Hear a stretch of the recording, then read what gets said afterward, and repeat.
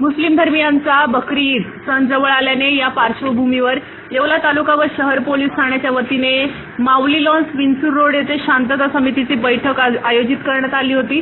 मात्र तालुका पोलीस पाटील संघटना वगळता या बैठकीकडे मुस्लिम समाजासह शहरातील सर्वस्व राजकीय नेते, पदाधिकारी, समाजसेवक, पत्रकार यांनी पाठ फिरवल्याचे दिसून आले. पोलीस निरीक्षक योगेश घोरपडे यांनी मार्गदर्शन करताना सांगितले की या काळात नागरिकांनी सण साजरा करताना शासनाने घालून दिलेल्या मार्गदर्शक तत्वांचा काटेकोरपणे पालन करावे.